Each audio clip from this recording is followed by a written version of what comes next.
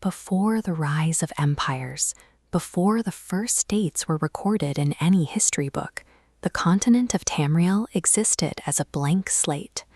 There were no sprawling cities or paved roads here.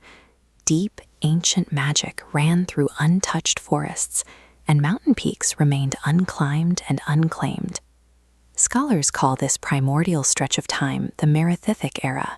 It remains a uniquely quiet period in the records, especially compared to the chaotic and violent conflicts that later defined the continent.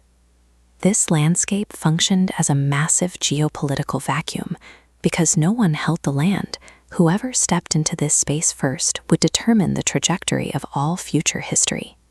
The first major faction to claim a foothold originated from Aldmer, a mythical, mist-shrouded continent that served as the ancestral home of the Elves.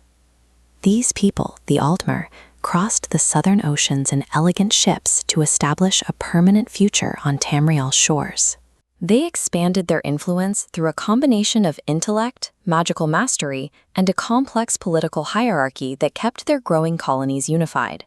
This organization allowed them to rapidly transform the wilderness into an infrastructure of stone roads, towering libraries, and massive coastal cities.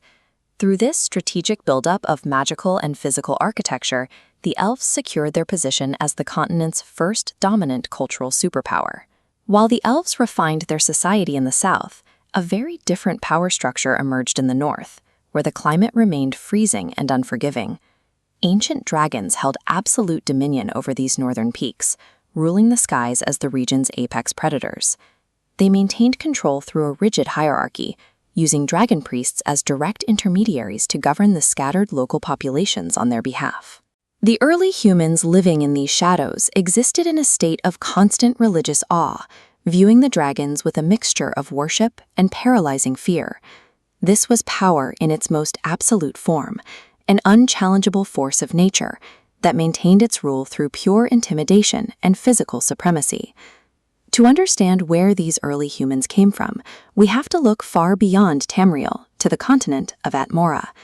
Life in Atmora was a grueling test of endurance, where human tribes spent their lives struggling to survive a climate of permanent, lethal winter.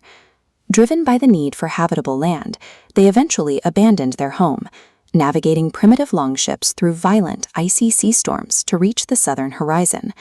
These humans arrived on Tamriel's northern coast as hardened, gritty survivors, immediately digging into the shoreline to secure a foothold against the elements.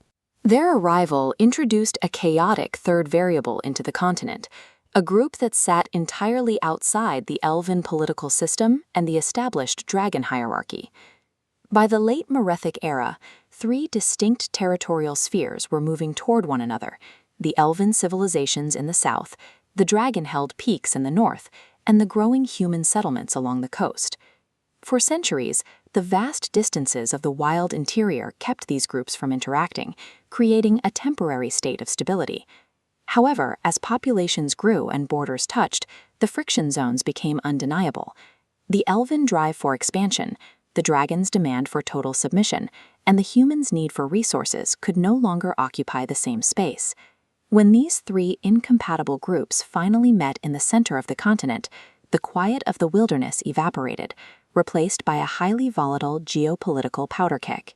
By forcing expansionist elves, dragon overlords, and human survivors into direct competition for the same land, the Merethic Era established the specific territorial pressures and cultural animosities that would spark the next 3,000 years of war.